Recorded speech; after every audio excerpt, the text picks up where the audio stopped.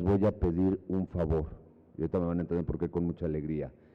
Si hay lugares en el centro de donde están sentados, si me hacen favor de como de todos sentarse como al centro, perdón que haga que se junten, para que en las orillas de su fila queden los lugares vacíos y podamos identificarlos porque ya tenemos casi ocupación al 100%. Entonces, para que mis amigos servidores puedan localizar los lugares con más facilidad para los que vayan llegando, ¿sí?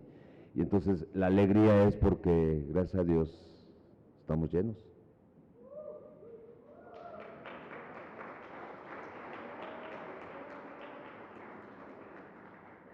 Siempre, déjenme animarlos a algo, siempre ayúdanos a estar orando por encontrar las instalaciones adecuadas. Estamos en un proceso de que está creciendo, Semilla Ecatepec, estamos creciendo, nos estamos estableciendo como iglesia, de hecho ya somos una iglesia, pero estamos creciendo y entonces tenemos que vivir con la oración y la expectativa de a dónde nos quiere llevar Dios, en qué lugares nos quiere establecer y reitero, encontrar las instalaciones adecuadas o la distribución adecuada de las instalaciones que podemos alquilar.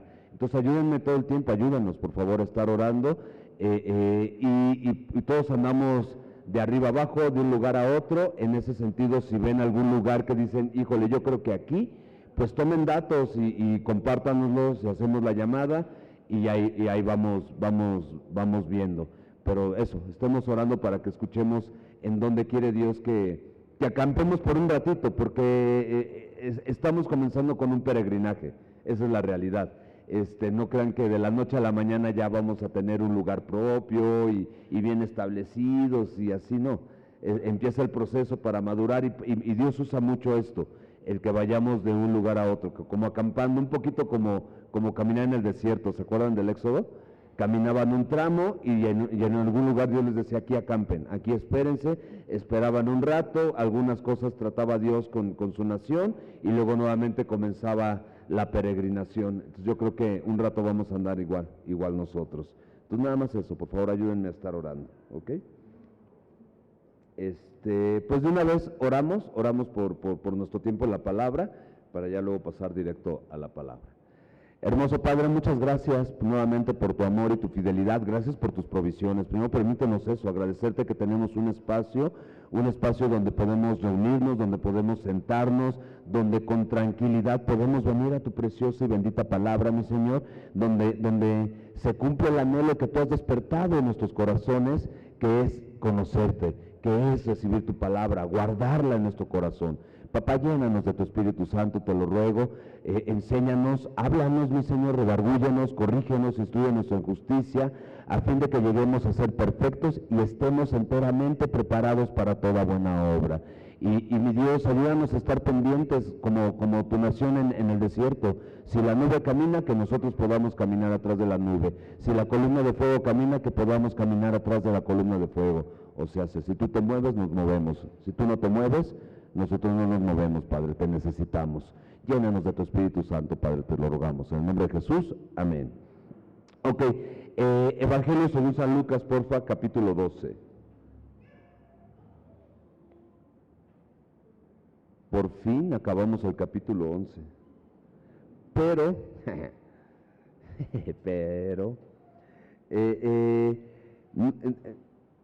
algunos saben, otros no, permítanme platicarles algo.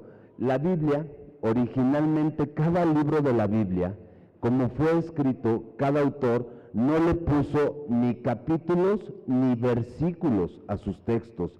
Eran textos que iban de corrido, en la forma en la que escribían, en sus herramientas de escritura que usaban, tenían algunas palabras y algunas ideas que marcaban el corte de una con otra. Y entonces era muy natural para los que leían saber dónde había una transición de un tema a otro. Cómo la Biblia se ha venido traduciendo a diferentes idiomas. Acuérdense que el primer idioma en el que se escribió fue hebreo y arameo.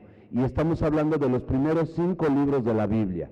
Después los profetas, los salmos, los proverbios, se fueron escribiendo en los idiomas que eran de uso común en el momento. Por ejemplo, si el profeta Isaías escribe en el tiempo, no, mejor me voy hasta Daniel. Si Daniel escribe en el tiempo del gobierno de Babilonia, obviamente la lengua que se hablaba era la lengua de los caldeos, de los babilonios. Él tuvo que escribir en esa lengua. ¿Sí me explico? Era el lenguaje universal. Bueno, la Biblia se ha escrito en diferentes idiomas. El Nuevo Testamento, la mayoría del Nuevo Testamento se escribió en el idioma griego. De ese griego koiné, el griego común, no el vulgar, el de groserías, sino el griego koiné, el griego común, es de donde se ha tomado la Biblia y se ha traducido a diferentes idiomas, dentro de ellos el español. Bueno, en los diferentes cánones bíblicos que ha atravesado la Biblia, es donde se le van añadiendo los capítulos y los versículos. Y todo esto para hacer más fácil la impresión, editarla como un libro e imprimirla y distribuirla. Pero no quiere decir que la idea realmente corte donde corta el capítulo o donde corta porque también la Biblia tiene títulos y subtítulos que tampoco estaban incluidos en los escritos originales, a excepción de los salmos, donde sí hay algunas explicaciones. Salmo de Asaf, que se debe de cantar en tal tono, con tales instrumentos, donde comienza el cantor principal. O sea, sí da instrucciones, pero son las instrucciones que tiene cualquier pentagrama de una canción. Dice, ok, aquí comienza el coro, comienza en tal nota, en tal tono, a tal velocidad, y luego se van añadiendo, son notas que hay en una canción, y los salmos en su mayoría son canciones, por eso tenemos esas notas al principio de los salmos. Bueno, ¿por qué todo este breviario cultural en cuanto a los títulos, los subtítulos, los capítulos, los versículos, todas esas divisiones que tiene la Biblia? Porque nosotros en teoría acabamos el capítulo 11 la semana pasada. ¿Cómo termina? Termina en el verso, acompáñenme al verso 53, y 54. El tono del capítulo es gente inconforme con la enseñanza del Señor Jesús, gente inconforme con las manifestaciones de poder del Señor Jesús, gente cuestionando la obra del Señor Jesucristo. Y el Señor Jesucristo respondiendo a todos estos cuestionamientos, algunos sí hechos verbalmente, audiblemente, y otros solo fueron cavilados en el corazón de las personas. Pero para todos tuvo una respuesta, para todos tuvo una confrontación. Y el capítulo termina de esta forma. Diciendo él estas cosas, los escribas y los fariseos comenzaron a estrecharle en gran manera y a provocarle a que hablase de muchas cosas, acechándole y procurando cazar alguna palabra de su boca para acusarle. Como ahí termina el capítulo, yo creo que mentalmente nos imaginamos, ok, ahí acaba la idea, vamos a pasar a un siguiente capítulo y es como si fuera a pasar algo diferente. Yo me lo imaginaría así, como las escenas que narra Juan, cuando precisamente lo tienen en la montaña, igual lo acechan, lo acosan, lo interrogan, lo retan, al grado tal que están a punto de despeñarlo, de tirarlo por la peña, y Juan narra que él pasa entre toda esta multitud y se va, y llega a otro lugar y predica el Evangelio. Lo que a mí me maravilla es que cuando pasamos al capítulo 12, no se ha acabado el 11, miren, dice, en esto, o sea, no se ha ido, y me encanta. Ayer trataba de explicárselo a mi esposa y la saqué de onda. ¿Por qué la saqué de onda? Porque le explicaba esa parte de acechar, que era como ya la confrontación ya era física, o sea, ya le estaban dando de pechazos, ya lo estaban empujando, ya lo estaban encarando, ya la conversación ya se escupían en la cara, ya era así de cerca, ya estaban muy sacados de onda los fariseos, los escribas, los intérpretes de la ley, los saduceos, ya todo este grupo ya estaban hasta la coronilla del Señor Jesús, y ya no, en ellos hay carencia de dominio propio. Entonces ellos ya están a punto de alzar sus manos y golpearlo, pues ellos ya lo querían erradicar. Y entonces, en eso, juntándose por millares la multitud, o sea, esto ya se está volviendo un escandalazo. O sea, de algunos que estaban en la comida en la casa del fariseo, ¿se acuerdan? El que lo invitó a comer, que le va a comer feria al pobre, y luego el intérprete de la ley que le dijimos, hazte el paro, no preguntes, amigo, y pregunta al menso. Pero bueno, el tema es que de ser algunos cuantos los que están alrededor del Señor Jesús, para este momento dice en esto, juntándose por millares la multitud, tanto que unos a otros se atropellaban, o sea, cualquier estación del metro en hora pico. O sea, gente por millares, todos queriéndose subir al vagón, y entonces todos aventándose, todos atropellándose, pero todos, ¿a quién se querían acercar? Al Señor Jesús. ¿A quién querían escuchar? Al Señor Jesús. ¿De quién deseaban una obra? Del Señor Jesús. Pero había otros, reitero, las autoridades, los fariseos, los saduceos, los escribas, los intérpretes de la ley y los ancianos del pueblo, que también estaban ahí atropellándose porque ya lo estaban acorralando, lo estaban acosando. Y entonces, tantos que se atropellaban, comenzó a decir a sus discípulos primeramente: lo que viene a mí me vuela la cabeza. ¿Por qué me vuela la cabeza? Al Señor Jesús nunca le tembló el pulso para confrontar a su nación con su pecado, para confrontar a su nación con lo que había en su corazón.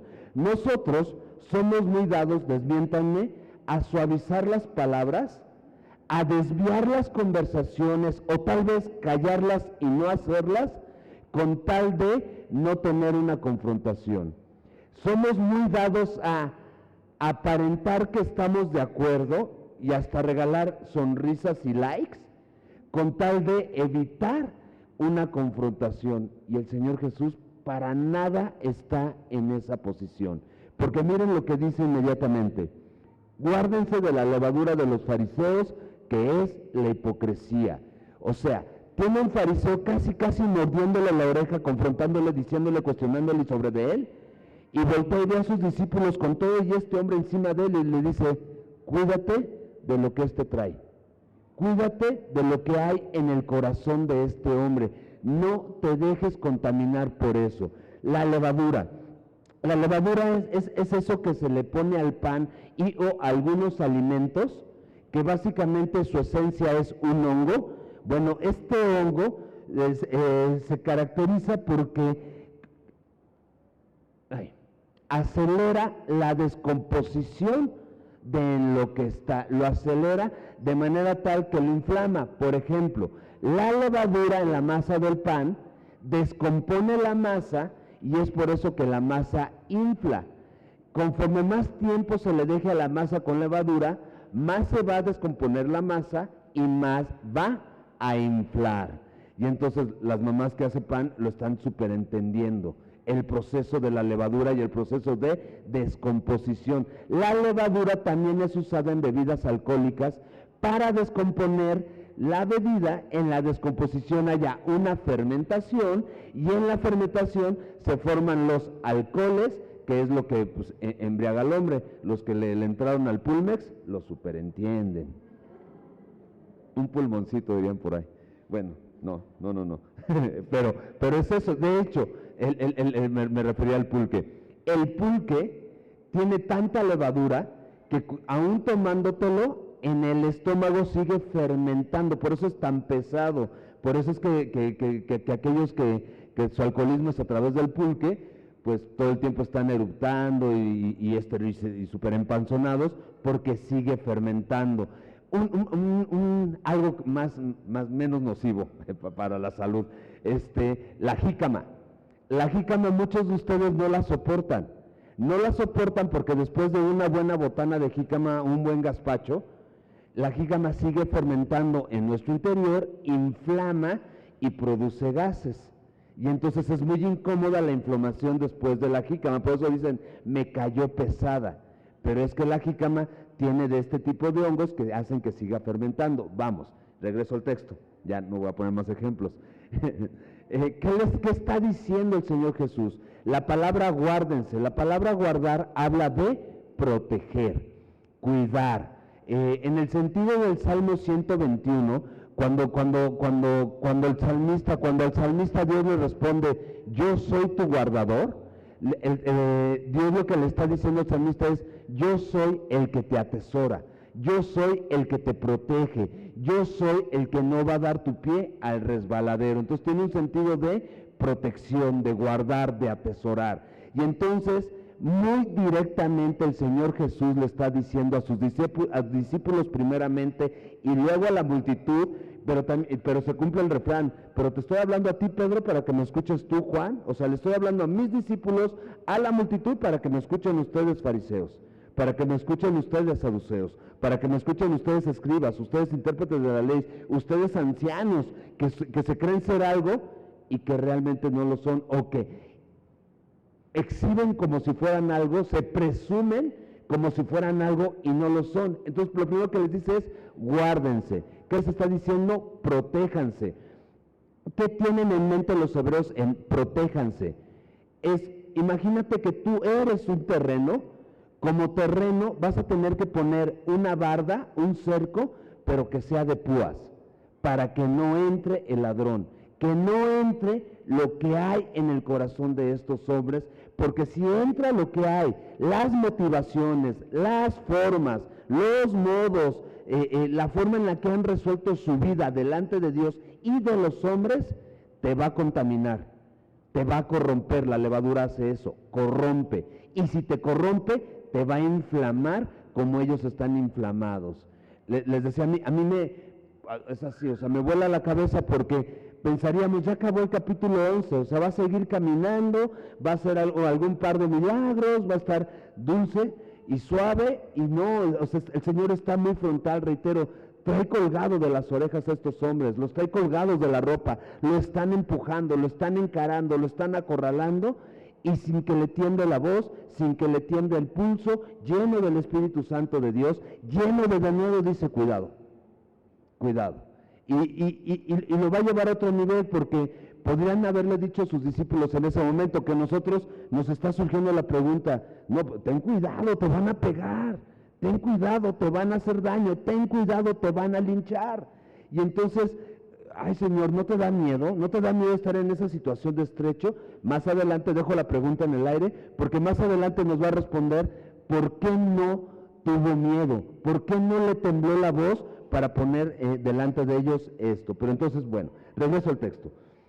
Dice, guárdense, ya lo entendimos, guárdense de la levadura de los fariseos, que es la hipocresía. Cuando yo le daba vueltas a esta exhortación que el Señor le hace a sus discípulos primeramente, yo no dejaba de pensar lo que vimos el miércoles en Hechos, ¿se acuerdan?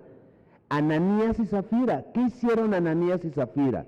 Ananías y Zafira, viendo la buena reputación de José por vender su heredad y lo que estaba sucediendo con la iglesia, Ananías y Zafira venden una heredad que ellos tenían.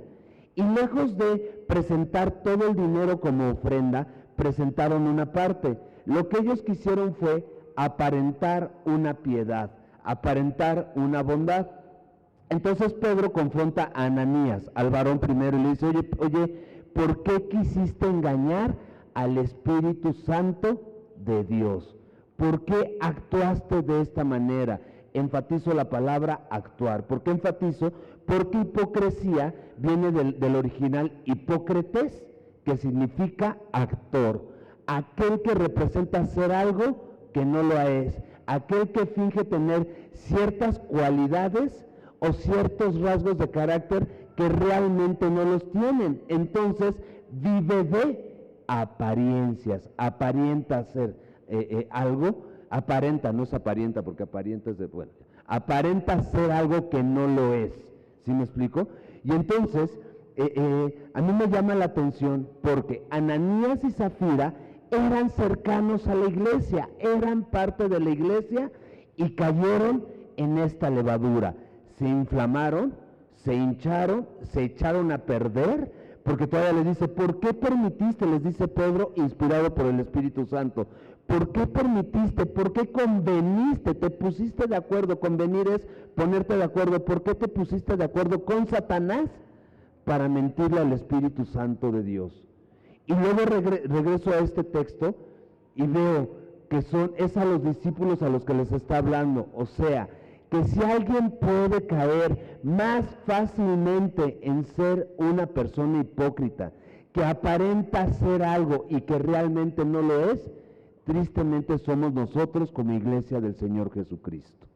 Y desmiéntanme, ya echándole imaginación, viéndonos, claro, aparentamos ser espirituales cuando a veces no damos pie con bola. Aparentamos tener cierta fuerza espiritual cuando por dentro estamos que nos lleva la tristeza. ¿Sí me explico? ¿Cómo estás? Bien. Y el bien ya al final ya se quiebra la voz y para que no se den cuenta, ya sabes, te recargas aquí en medio, evitas el llanto y ya te sigues. Y no, o sea, sí estamos agolpados de problemas, sí estamos agolpados de tristezas, sí hay ambiciones en nuestros corazones. Pablo, el que escribió todo el Nuevo Testamento, dice en Romanos capítulo 7, miserable de mí, ¿quién me va a librar de este cuerpo de muerte? ¿Y por qué dice eso Pablo? Porque se da cuenta que con la mente le sirve a Dios, pero que en su cuerpo hay una ley que lo lleva cautivo al pecado. Y entonces dice, yo quiero hacer la voluntad de Dios, pero tiro por viaje riego el tepache. Pero tiro por viaje, híjoles, sigo dando de topes en el mismo lugar, nomás no doy pie con bola. Pero Pablo está siendo honesto, tan honesto que lo escribe en la carta a los romanos. Esa honestidad lo lleva a ser un hombre íntegro, un hombre transparente, tan común y tan corriente como nosotros, tal vez menos corriente que nosotros, pero es igual de común. Ok, Pablo, ahora, ¿a qué voy? Que nosotros tenemos que recibir esta exhortación que le hace el Señor Jesús primeramente a sus discípulos, la tenemos que recibir como primeramente también. No podemos exigir de aquellos que no conocen a Dios que sean íntegros, que sean transparentes. Y miren que hay muchos que sí son íntegros, que sí son rectos, que sí son transparentes, que sí se mantienen en su palabra. Pero no lo podemos exigir. ¿Pero qué creen? ¿Que ellos de nosotros? Sí. ¿Y por qué sí? Porque nosotros tenemos por Señor, por Salvador, a Cristo Jesús, al que habla verdad, al que honra la verdad, al que saca a la luz la verdad, al que no tiene nada que ver con situaciones fingidas. Su propósito siempre fue bien claro. ¿A qué vino? Vino a dar su vida en rescate por la humanidad. Nunca lo ocultó. Su identidad, siempre fue muy clara su identidad. Yo soy el Hijo de Dios. Yo soy el Mesías. Nunca lo dejó oculto. O sea, no andaba con dobles intenciones, dobles motivaciones, lo que conocemos con doblez de corazón. Lo cual a nosotros nos llama a dejar de fingir que somos algo que no somos. En la carta a los Hebreos, el autor de la carta a los Hebreos describe a todos estos héroes de la fe, desde Abraham hasta el último que describe, los describe como hombres y mujeres, mujeres y hombres, sujetos a pasiones y debilidades igualmente que nosotros. Y está maravilloso que los describa así. ¿Por qué? Porque vuelvo, no tenemos que aparentar ser lo que no somos. Lo que sí tenemos que buscar es tener una relación estrecha con nuestro gran Dios y Salvador Cristo Jesús, y a través de esta relación estrecha, con sinceridad, con honestidad, con confianza, platicarle con qué cosas estamos batallando, exponerlas delante de Dios y pedirle que nos limpie de toda maldad, pedirle que nos transforme, ser honestos. No podemos decir, yo me doy de topes como pastor, como parte de un cuerpo pastoral, cuando tengo la oportunidad de exhortar a alguien, de animarlo, de decirle, ten cuidado, el camino en el que andas sí tiene un triste final, no tiene final feliz. La relación en la que te estás metiendo, no creo que Dios le esté respaldando, etc., ¿no? Y entonces, cuando ciertas advertencias me han respondido, no, yo no soy tentado en esa área. Y cual condorito me voy de espaldas con las patas para arriba. Yo no soy tentado en esa área, ok. Entonces la Biblia, ¿por qué dice que el Señor Jesús fue tentado en todo conforme a nuestra semejanza y hallado sin pecado? Si el autor de la vida, autor y consumador de la fe, si nuestro gran Dios y Salvador Cristo Jesús fue tentado en todo, y todo es todo aquí y en China, en todo, ¿cómo podemos decir con tanto garbo, con un pseudo de nuevo que no, yo en esa área no voy a ser tentado, a mí no me atrae eso? ¿Sí me explico? Pablo lo dice en la carta a los Gálatas, ¿piensas estar seguro? Mira que no caigas, porque todo el que piensa estar seguro, baja la guardia, se cree poderoso en sí mismo, y entonces, corte B, ahí viene el tropezón, corte C, se rompe uno la boca. corte de, dice uno, chale. Y entonces se vuelve tortuoso el camino, se vuelve pesado el camino, volverse a poner a cuentas con Dios, batallar con ese sentido de condenación, clamar porque Dios nos dé la certeza de su perdón, que Dios es fiel y Dios nos perdona y nuestro Dios es Dios de mil oportunidades, siempre da oportunidades. Dios es fiel y justo para perdonarnos y limpiarnos de toda maldad cuando venimos y le confesamos en qué andamos. Pero tenemos advertencias. A muchos de nosotros nos dijeron, ay hijo, nadie experimenta en cabeza ajena, cuando nos daban consejo, ¿no? Y era cierto, ¿no? Pues nos costaba trabajo y decíamos, no, yo no, si fulano se equivocó, allá muy su problema, yo no. Pero eso es antes del Señor Jesús. La Biblia está llena de ejemplos positivos y negativos que están todos registrados para que todos experimentemos en cabeza ajena. ¿Qué es lo que quiere Dios? Evitarnos el dolor de la caída, del sufrimiento, del quebranto, de la disciplina, de todo lo que conlleva pecar en contra de Él. ¿Qué le pasó a todas estas autoridades judías? Se perdieron la oportunidad de fielmente cumplir con el ministerio que Dios les había dado. A ellos Dios les había encargado el ministerio de darlo a conocer, de dar a conocer su amor, de ser ese puente de enlace entre Dios y la humanidad, y fracasaron, perdieron, no lo hicieron. O sea, a través del judaísmo nos es imposible acercarnos a Dios, es imposible, por todas las leyes que hay y por cómo ellos las editaron, las interpretaron, las cargaron, al grado tal que el Señor Jesús le dice, ponen cargas que ustedes mismos no cargan. Ustedes mismos no las llevan, es imposible seguirlos. Y como es imposible seguirlos, es imposible llegar a Dios a través de ustedes. Ahora nosotros tenemos la misma oportunidad, tenemos el mismo privilegio como hijos de Dios. Dar a conocer el amor, la gracia, la misericordia, la compasión, la ternura de Dios y la confianza con la que nos podemos acercar a Él a pesar de nuestras carencias, a pesar de nuestras debilidades. Luego entonces tenemos que abrazar esta exhortación también nosotros.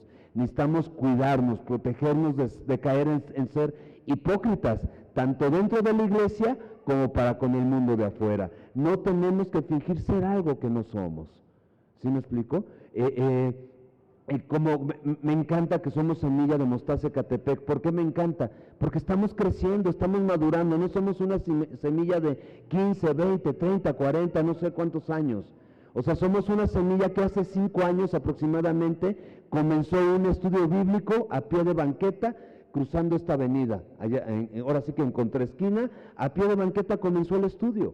Y de ahí comienza el peregrinaje hasta ir llegando a lo que ahorita somos. Pero tampoco nos podemos quedar como estamos ahorita. Creemos y anhelamos que Dios nos va a ayudar a madurar, a crecer, nos va a establecer, pero todo esto debe ser con un corazón sincero, con un corazón limpio, con un corazón transparente. Reitero, no tenemos que fingir que somos non plus ultra, no tenemos que fingir que somos los más espirituales, no tenemos que fingir que somos la última Coca-Cola en el desierto. No lo somos. No lo somos, y sí tenemos que ser honestos, íntegros con nuestro Dios y nuestro Padre Celestial, y traer todas esas debilidades delante de Él. ¿Sí me debe entender? Y entonces dice, guárdense de esto. Verso 2, porque nada hay encubierto que no haya de descubrirse, ni oculto que no haya de saberse. Al final del día, hablando de encubierto y oculto, la naturaleza de estos hombres, de los fariseos, y su carencia de carácter y devoción a Dios, al final del día se exhibe por completo. Se exhibe cuando crucifican al autor y consumador de la fe, se exhibe cuando Pedro, cuando Juan, cuando Santiago, cuando Pablo, cuando todos los apóstoles los confrontan, se exhibe con la historia misma se ha encargado de desenmascararlos y demostrar que era gente que tenía otros intereses, menos el de llevar a la nación de Israel a tener una correcta relación con Dios. O sea, al final del día salió a la luz la verdad. O sea, todos sabemos que esas autoridades eran autoridades corruptas. Le dieron dinero a Judas el Iscariote para sacrificar a un inocente. Lo sacrificaron con mentiras. Es más, le dieron dinero, ya con el Señor Jesús resucitado, le dieron dinero a los guardas de la tumba para que no dijeran que él había resucitado y que mintieran y que dijeran que se los habían robado. O sea, es gente mentirosa. Y entonces la hipocresía conlleva mentira. Guárdate de ser un mentiroso, porque al final del día la mentira va a salir a la luz. ¿Con qué estoy batallando? Va a salir a la luz. ¿Ok? Por tanto, todo lo que habéis dicho en tinieblas, a la luz se oirá. Y lo que habéis hablado a oídos en los aposentos, se proclamará en las azoteas. Es maravilloso porque nuestro Dios es el Dios de verdad, que ama la verdad, que honra la verdad, que saca a la luz la verdad.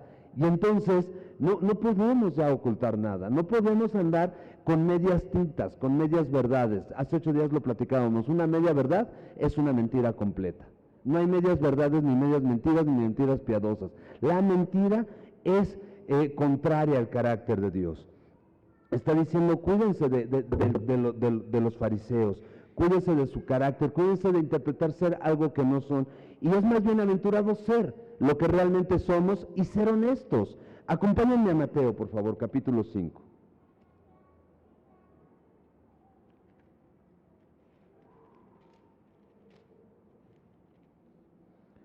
Yo creo que muchos de nosotros quisiéramos decir espiritualmente, híjole, soy Arnold Schwarzenegger, soy Rambo, o sea, estoy en otro nivel. Yo creo que muchos quisiéramos decir eso, pero no nos sirven, ¿sabe?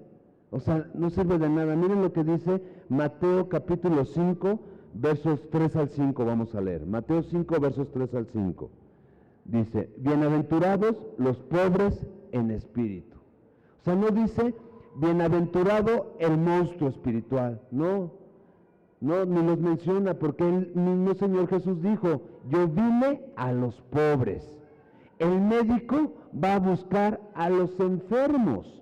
Y entonces si yo me reconozco sano y fuerte, no tengo necesidad de aquel que vino a fortalecer, de aquel que vino a curar, de aquel que vino a dar libertad. Y entonces me voy a jactar en mis propias habilidades y no sirve de nada. Eso me va a alejar de Dios. Mejor ser manso, mejor ser humilde. Bienaventurados los pobres de espíritu, porque de ellos es el reino de los cielos. O sea, para nosotros que no damos pie con bola, pero que lo reconocemos delante de Dios y que reconocemos que necesitamos un mediador y que ese mediador es el Señor Jesucristo, pues la Biblia dice sí, y heredas el reino de los cielos. Gloria a Dios. Gloria a Dios, porque no tengo que fingir que soy merecedor. Al contrario, y le sucede en el coche, caminando, en cenas familiares, o en pláticas con amigos, cuando empezamos a decir, ¿por qué sigo en Cristo? ¿Por qué le sigo creyendo? O sea, veo tantos a mi alrededor que ya se fueron. Sé que mi naturaleza me llevaría a ya haber dejado el ministerio, a haber ya dejado al Señor Jesús, pero ¿por qué sigo? Es gracia, es misericordia y es amor. Y yo creo que dentro de eso está esto, Señor, si tú no haces la obra, yo no puedo. Si tú no me llenas de tu Espíritu Santo, Señor, corte ve, voy a estar por allá tirado. Señor, te necesito. Bienaventurados los pobres de espíritu, porque de los tales es el reino de Dios. Porque para los tales, ya lo hemos definido, es Cristo Jesús, porque Él es el reino de Dios. Verso 4. Bienaventurados los que lloran, porque ellos recibirán consolación. Vuelvo, no tenemos que fingir que soy el más aguantador y aguanto pruebas bajo fuego y no me quiebro y no, pues yo soy aquel. Pues no, la verdad es que no. O sea, con mansedumbre, con humildad podemos acercarnos y decirle, Señor, me está doliendo, híjole, hasta el tuétano. Señor, lo que está sucediendo no lo entiendo. ¿Y sabes qué me duele? Que no te estoy glorificando. Eso me trae embotadísimo. Eso me super saca de onda, Señor. Que por más que quiero darle gloria, honra y alabanza a tu nombre, soy tan pobre espiritualmente que no puedo. Y lo que está sucediendo me duele. Y me duele más no glorificarte. Y ahí termina uno llorando cual Magdalena. ¿Cuántos de nosotros hemos terminado como estampilla en el piso? Comenzamos parados, nos hincamos, clavamos la cabeza, de clavar la cabeza de repente y estamos ahí pegados a nuestros mocos. chille, chille, chille, chille, chille, chille, señores que no puedo. Señores que no puedo, sí quiero, pero no puedo. ¿Y qué dice? Bienaventurado de ti que has pasado por esas etapas en tu vida, porque no han recibido consolación.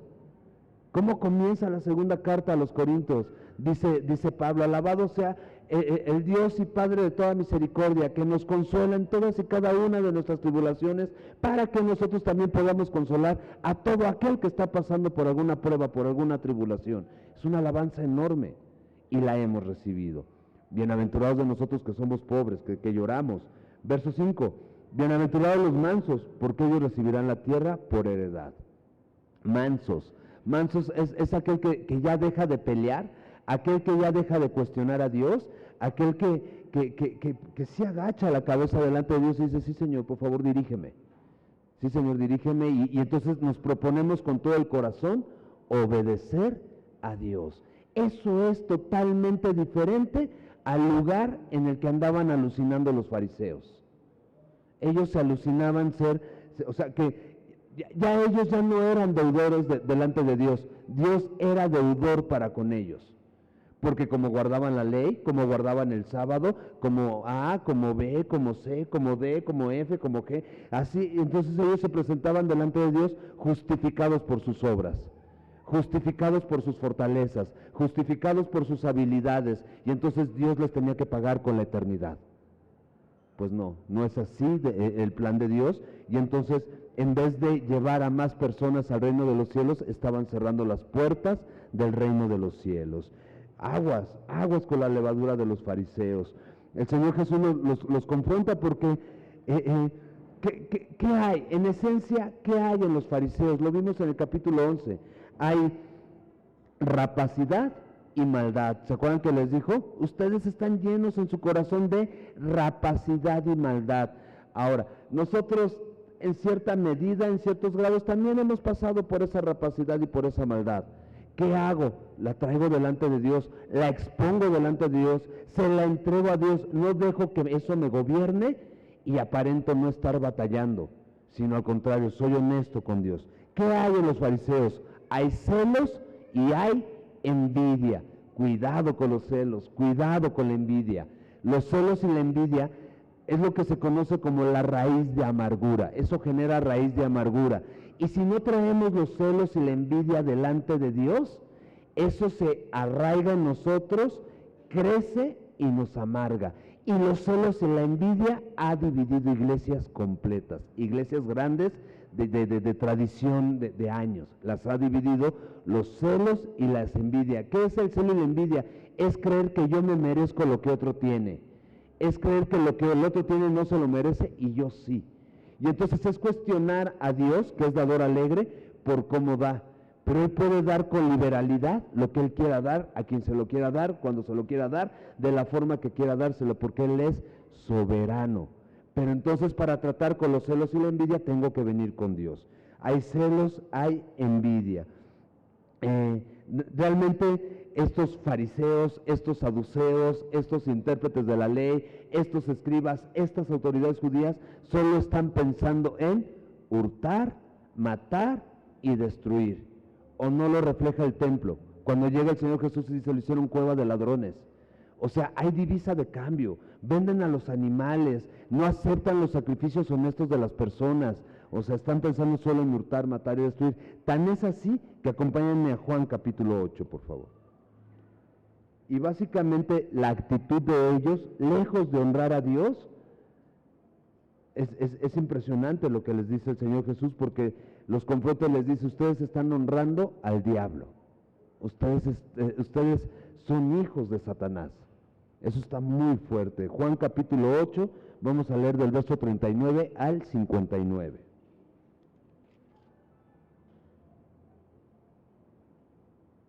Juan 8, 39.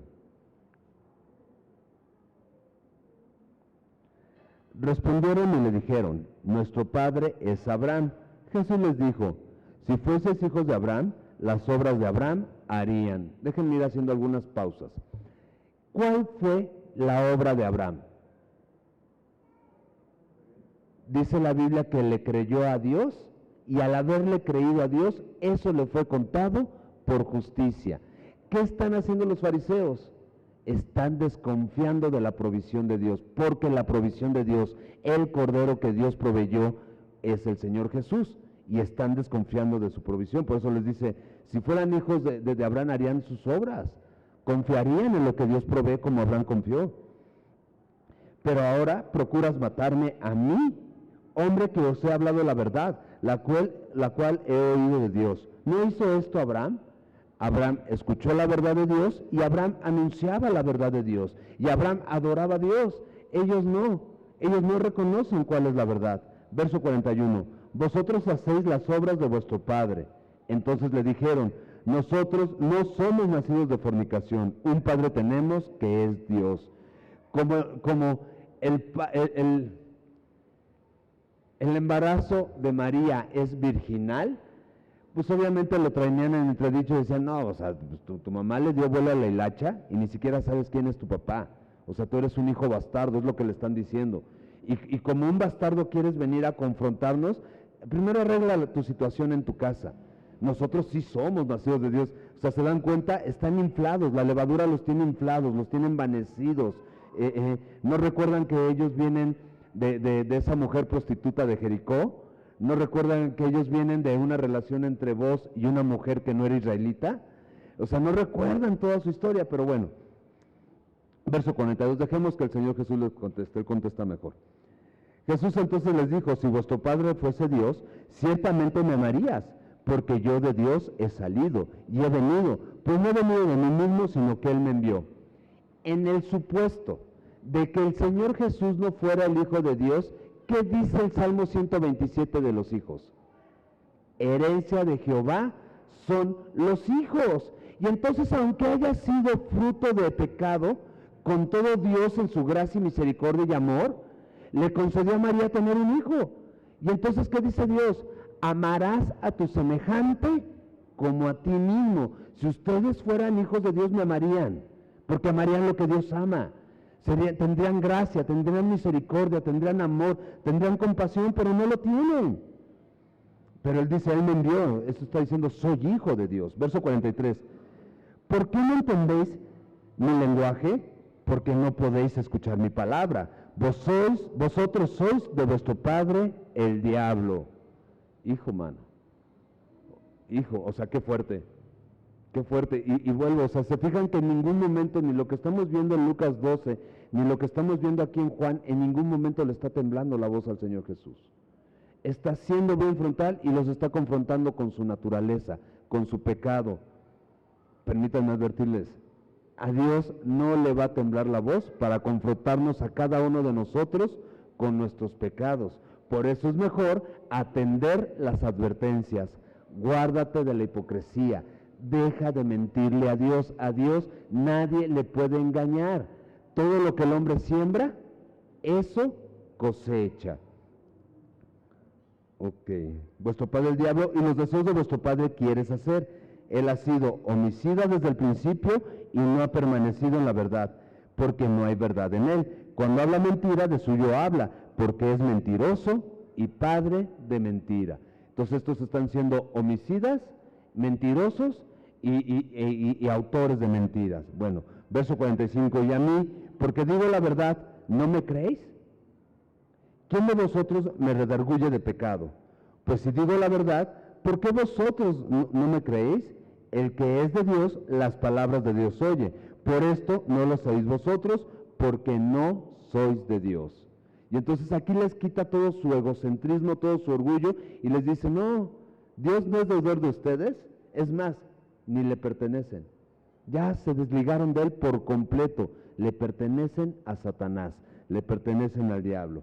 Verso 28, respondieron entonces los judíos y le dijeron, ¿No decimos bien nosotros que tú eres samaritano y que tienes demonio? Nuevamente el mismo choro, eres un endemoniado y por la autoridad del infierno haces lo que haces. Verso 49, respondió Jesús, yo no tengo demonio, antes honro a mi Padre y vosotros me deshonráis, pero yo no busco mi gloria. Hay quien la busca y juzga.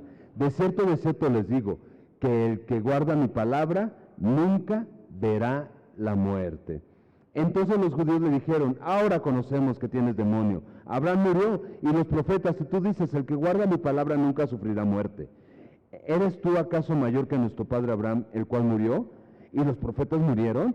¿Quién te crees a ti mismo?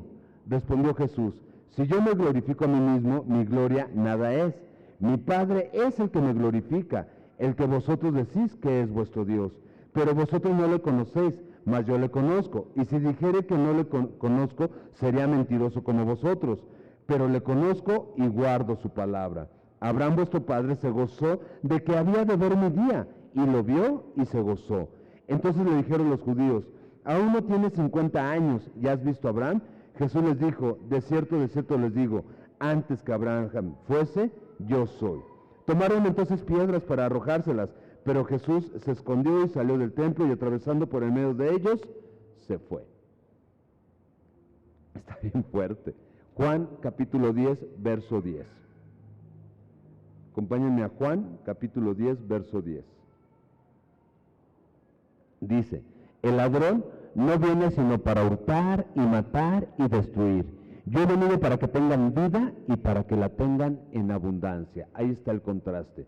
Ustedes solo están pensando en hurtar, matar y destruir, y yo solo estoy pensando en darles, en ponerles en sus manos vida y vida en abundancia. Nosotros, ¿cómo entenderíamos vida y vida en abundancia? Una vida plena, una vida donde vamos creciendo, una vida donde vamos madurando, una vida donde cada vez vamos conociendo más a nuestro Dios y Padre Celestial, y donde cada vez más su voluntad se hace sobre de nosotros.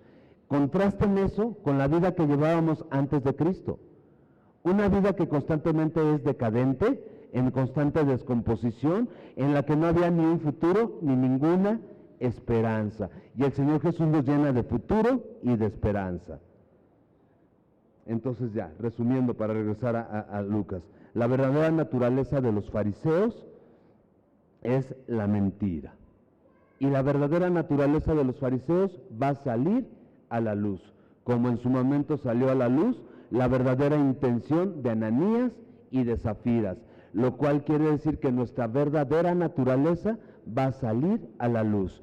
¿Nos gobierna el Espíritu Santo de Dios o nos gobiernan nuestras emociones? ¿Nos gobiernan nuestros apetitos o somos gobernados por el dominio propio de Dios? ¿Amamos a Dios con todo nuestro corazón o no? En algún momento nuestra verdadera naturaleza va a salir. Ahora, nos advirtió: cuídate de ser un hipócrita, mejor tú ponte a cuentas con Dios. Ok, sigamos adelante. Mas os digo, amigos míos, no temáis a los que matan el cuerpo. Era lo que les decía hace rato: Señor, ¿por qué no te sacas de onda? No se saben qué de onda es el vecino. No teman al que martilla al lado, teman a aquel que puede condenar nuestra alma en el infierno. Lean el texto. Preguntábamos hace rato: Señor Jesús, ¿por qué no te sacas de onda en la forma en la que te están estrechando, la forma en la que te están poniendo un 4, cómo están buscando hacerte caer, y con todo eso los confrontas muy frontalmente? ¿Por qué? O sea, ¿cómo le hace, Señor? A uno medio le empiezan a ver feo y le tiemblan las piernas, a uno medio algo y la voz tiembla, y ya dice uno: ay no, ya no, que venga otro y le predique, pero yo no, y ya mejor se va uno. Fíjense: mas les digo, amigos míos, no temáis a los que matan el cuerpo. O sea, estos no tienen por qué tenerle miedos. El Señor Jesús, acuérdense, le está hablando a sus discípulos y a estos miles de multitud que se acercaron, que le tenían miedo a los fariseos, a los saduceos, a los intérpretes de la ley, a los ancianos del pueblo. Les tenían miedo. Miedo de que los condenaran, miedo de que los expulsaran de la sinagoga, miedo de que los llevaran ante las autoridades romanas y los expusieran a juicio romano y los crucificaran. O sea, la gente vivía con miedo de sus autoridades, autoridades corruptas y autoridades perversas. Y el Señor Jesús les dice: no, por favor, no les tengan miedo a ellos, porque el temor al hombre pone lazo, y en ese lazo van a querer hacer lo que ellos hacen, y no, se van a contaminar, se me van a echar a perder. A los que matan el cuerpo y después nada más pueden hacer. ¿Qué está diciendo el Señor Jesús? Las capacidades de estos están extremadamente limitadas. Y nosotros podemos decir, no, bueno, pues ya que te dejen un ojo morado o que te maten, no hay una limitación, o sea, duele. Sí, pero acuérdense que nuestro Dios está enfocado en la eternidad, en la vida eterna. Y este periodo de vida que tenemos aquí en la tierra es como un abrir y cerrar de ojos, es pasajero. Y entonces Dios no está tan preocupado por este pequeño lapsus de vida. A lo que Dios realmente ha puesto su interés es en que nadie se pierda y que todos tengamos vida eterna. Ok, verso 5. Pero les enseñaré a quién debes temer. Témele a aquel que después de haber quitado la vida tiene poder de echar en el infierno. Sí, os digo, a él temed. Déjenme parafrasearlo. Déjenme decirles a quién sí le deben de tener terror. Y terror fóbico, terror de a de veras. No como estos que son unos habladores. Básicamente no lo dice el Señor Jesús, pero está a punto de decirles, miren, me están encarando y ninguno me ha alzado la mano. O sea, son habladores, son fanfarrones, o sea, solo en multitud. Pero ya ahorita que ustedes llegaron, vean cómo le están bajando, porque ¿de qué tenían miedo? ¿Por qué no echaban mano de él? Porque le tenían miedo a las multitudes. Y entonces dice el Señor Jesús, pero a quien sí hay que tenerle temor es a Dios, porque Dios sí tiene la capacidad de hacer cosas más allá de esta vida, de hacer cosas que apuntan a la eternidad. Y no quieres pasar la eternidad en el infierno, en el lago de fuego eterno que nunca se apaga. A Él sí debes de tenerle temor. Pero miren, verso 6, hace una pregunta que los va a llevar a reflexionar en el carácter de Dios. ¿No se venden 5 pajarillos por 2 cuartos? Con todo, ni uno de ellos está olvidado delante de Dios. O sea, hacemos comercio con los pajaritos, los vendemos por monedas, pero aún así, con todo y que son un objeto mercantil, Dios los cuida. Verso 7, pues aún los cabellos de vuestra cabeza están todos contados. ¿Quién puede contar los cabellos? Hoy en la mañana a los que se bañaron, bueno, no los que se bañaron, los que se cepillaron el cabello, porque puede haber quien no. Hay algunos que les toca el sábado, o bueno, o aunque no les toque, hasta en sábado se bañan. Casi todos nos cepillamos el cabello. ¿Contaron sus cabellos? Sé que hay algunos que ya no, pero ¿contaron sus cabellos? Pues no, o sea, simplemente hacemos una bolita y a la basura, o sea, perderíamos la cuenta. Solo decimos, híjole, cada vez es más. Otros dicen, no, ya cada vez fue menos. Ok, pues aún los cabellos de vuestra cabeza están todos contados. No temas, pues, más valéis vosotros que muchos pájaros. O sea, está poniendo por delante el carácter de Dios como es cuidadoso para con nosotros, al grado tal que hasta los cabellos de la cabeza nos cuenta. A ese grado es el cuidado, son las atenciones de Dios. Y entonces está diciendo, no tienes por qué tenerle miedo. Dios te ama, Dios te cuida, Dios te guarda, Dios te protege. Acompáñenme al Salmo 121, esto no estaba planeado, pero acompáñenme al Salmo 121. Pensando en la palabra guardar. Salmo 121. Y en cómo a Dios no hay que tenerle terror, sí hay que tenerle devoción, sí hay que respetarlo, sí hay que buscar hacer su voluntad, porque su voluntad es buena, es agradable, es perfecta, porque no ha hecho más que amarnos, no ha hecho más que rescatarnos de la podredumbre en la que vivíamos. Salmo 121, alzaré mis ojos a los montes, ¿de dónde vendrá mi socorro? Mi socorro viene de Jehová. Y nosotros hoy podemos decir, de aquel que cuenta todos y cada uno de mis cabellos. De aquel que hizo el cielo y la tierra, no dará tu pie al resbaladero, ni se dormirá el que te guarda. Es una buena oración. Señor, tú que me guardas, guárdame de la hipocresía, guárdame de la levadura de los fariseos. Ayúdame, Señor, porque seguramente yo voy a caer. He aquí, no se adormecerá ni dormirá el que guarda a Israel. Vamos a cambiar el nombre de Israel por el significado. El que guarda a aquel que se deja gobernar por Dios. Si tú te dejas gobernar por Dios, Dios te va a atesorar como su tesoro único y delicado. Jehová es tu guardador, Jehová es tu sombra a tu mano derecha, el sol no te fatigará de día ni la luna de noche. Jehová te guardará de todo mal, Él guardará tu alma. Jehová guardará tu salida y tu entrada desde ahora y para siempre. Acompáñenme a Proverbios capítulo 29, por favor. Luego entonces me conviene mucho, pero mucho más confiar en Dios, darle mi corazón a Dios y dejar de estar guardando apariencias por el temor al qué dirán. Mucho es, ¿qué dirán de mí? ¿Qué opinarán de mí? ¿Qué imagen se llevarán de mí? ¿Qué concepto tendrán de mí? ¿Quién sabe? No investigues mucho, ¿eh? Pues nos dicen, el que mete saca, el que busca halla, pero mejor esto, Proverbios 29, 25. El temor del hombre pondrá lazo. Y era lo que tenía la comunidad alrededor de estas autoridades. Estaban enlazados en una religión que no estaba dando ni un solo fruto. Ahí, amarrados, aprisionados. El temor del hombre pone lazo. Lo que sigue, más el que confía en Jehová será exaltado. Y confiar en Jehová significa el que se refugia en Dios, el que se recarga en Dios, el que se rinde ante Dios, el que hace su morada en el único Dios vivo, en el único Dios verdadero. ¿Por qué confiar en Dios? Jeremías capítulo 29, por favor.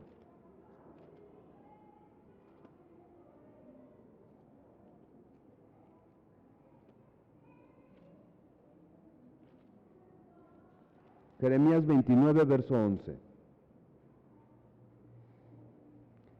Recuerden que casi toda la profecía que Dios da en el libro de Isaías, del profeta Isaías y del profeta Jeremías, Dios le está hablando a la nación de Israel cuando la nación de Israel ya se divorció por completo de Dios, cuando la nación de Israel está sumergida en pecado de idolatría. La nación de Israel está matando a sus profetas porque no quiere escuchar a la voz de Dios. Y con todo, Dios sigue siendo bueno, con todo Dios sigue demostrándoles amor, con todo Dios no los desecha. Y les dice en Jeremías capítulo 29, verso 11, porque yo sé los pensamientos que tenga acerca de ustedes, dice Jehová, pensamientos de paz y no de mal.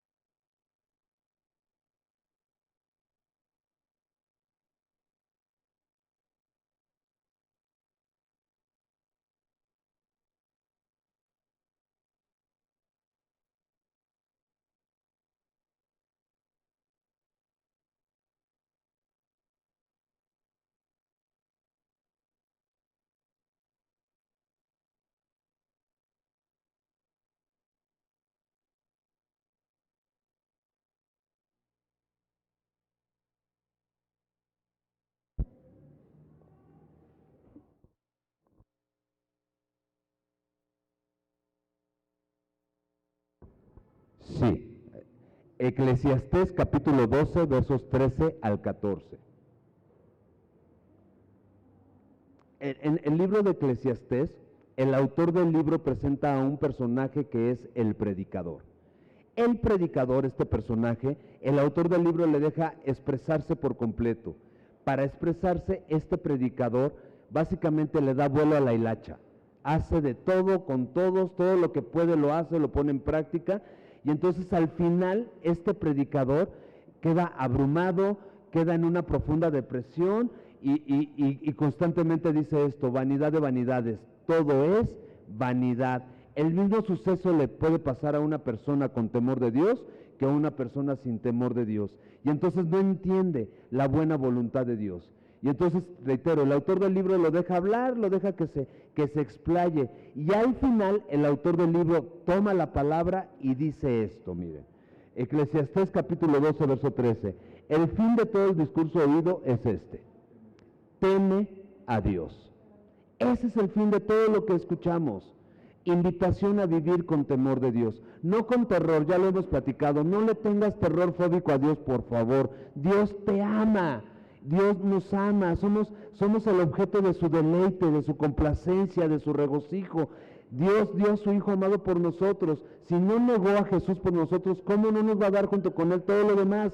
Dios nos ama. Entonces, ¿qué es el temor de Dios? El temor de Dios es un sano respeto por lo que Dios dicta que está bien o lo que Dios dice que está mal. Si Dios dice que está mal, punto. No tengo por qué discutir con Él.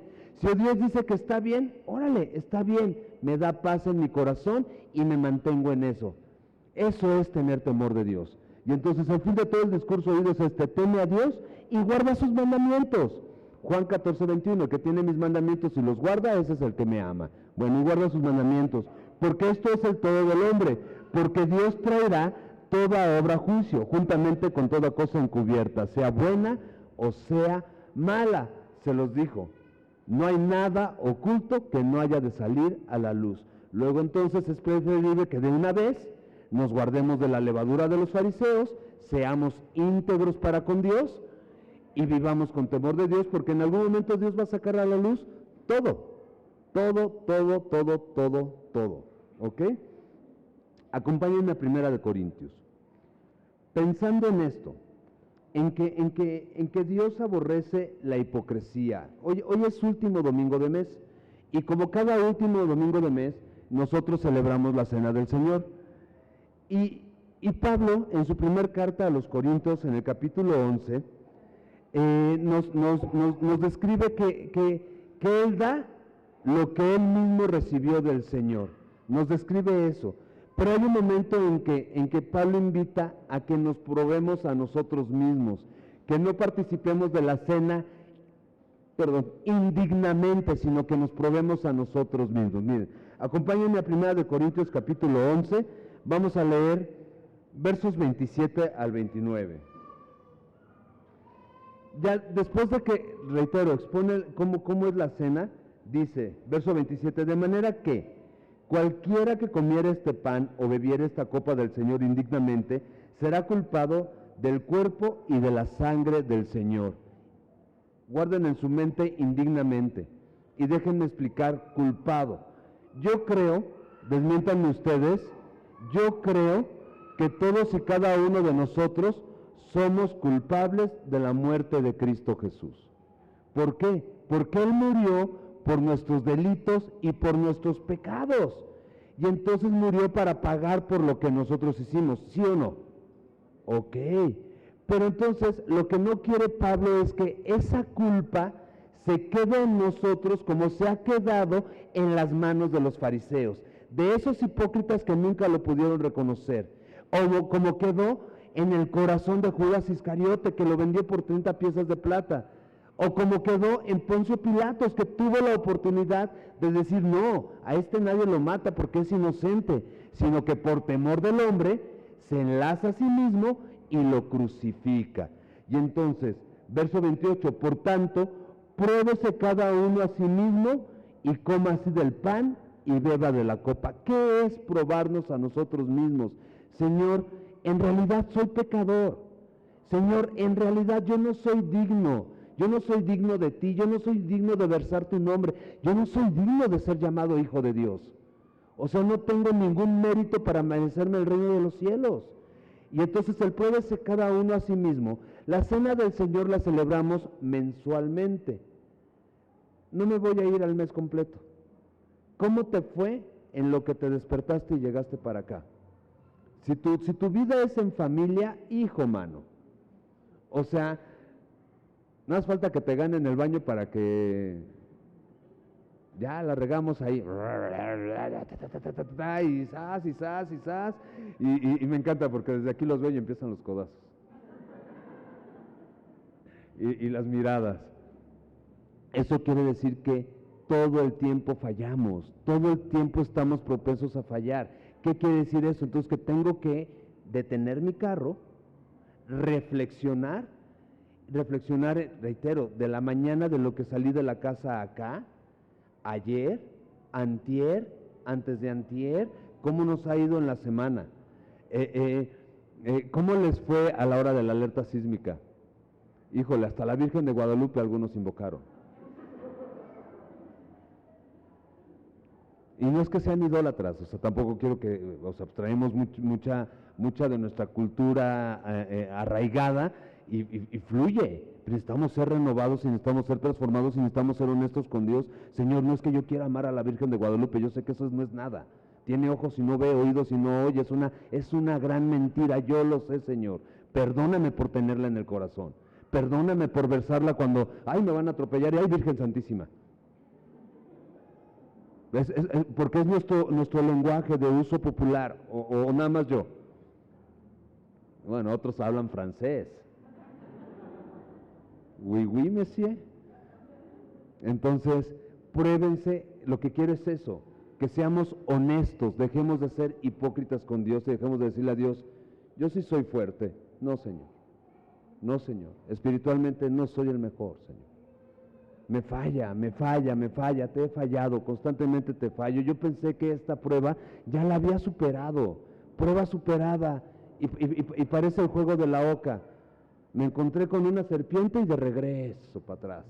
Y otra vez tengo que volver a comenzar, y otra vez tengo que volver a jalar la carreta, y otra vez, pues sí, ponte a cuentas con Dios, te lo ruego, para que participemos de la cena con corazones sencillos, con corazones honestos, con corazones que realmente reconocen su condición delante de Dios y dejemos de creernos merecedores de todo lo que Dios nos ha dado. Por tanto, pruébese cada uno a sí mismo y coma así del pan y beba, porque el que come y bebe indignamente, sin discernir el cuerpo del Señor, juicio come y bebe para sí. Pruébese cada uno a sí mismo. Isaías capítulo 1, verso 18. Les recuerdo, Isaías fue escrito en un contexto donde el pueblo ya no quería saber de Dios, pero Dios no se desligó de su pueblo. Dice la palabra, si el hombre es infiel, Dios es fiel, Dios permanece fiel, Dios no puede negarse a sí mismo. Isaías 1:18 dice, ven luego y estemos a cuentas. Si tus pecados fueren rojos como la grana, serán emblanquecidos como la blanca nieve. Si fueren rojos como el carmesí, serán emblanquecidos como la blanca lana. O sea, esto habla de que Dios quiere obrar en nosotros. Proverbios 28:13. Proverbios 28, verso 13.